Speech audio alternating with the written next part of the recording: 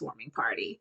I did a video about this. I didn't know if I wanted to do a housewarming party or not. I'm an introvert to the core.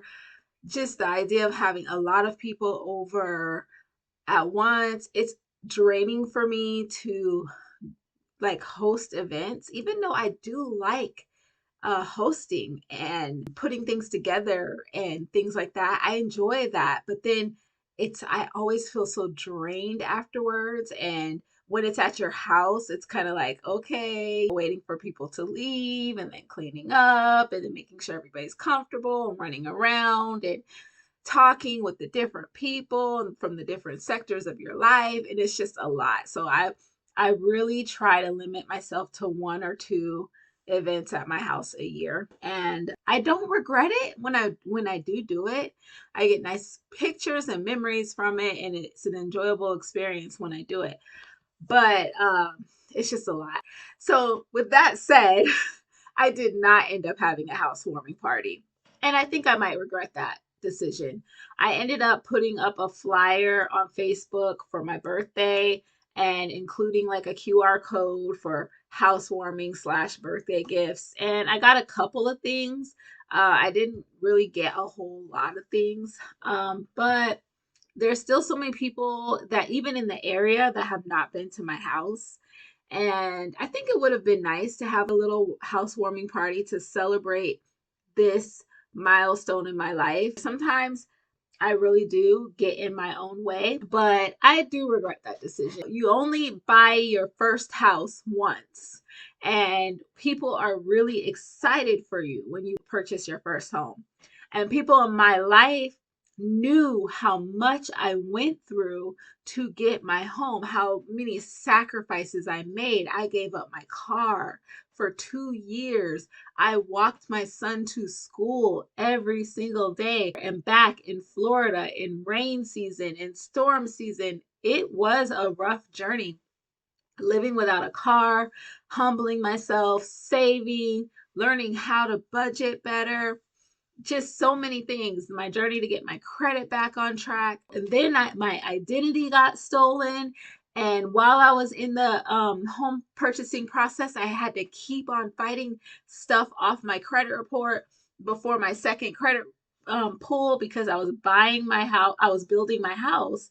So they pull my credit in the beginning to start building my house to see that I can get approved for financing. And then they pull your credit again at the end when your home is almost built to make sure that you're still at that same standing.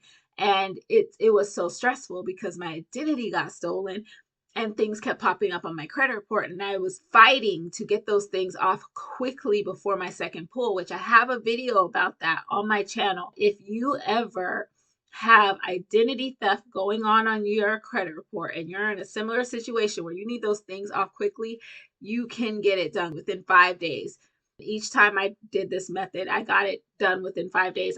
If you've ever been through that, check out that video. There's very helpful steps you can take to get things off your credit report very quickly if you're dealing with identity theft. But yeah, it was so stressful. And people close to me knew about all that. They were there. They held my hand. They listened to me cry. They heard my frustration. They heard the stress, all of that.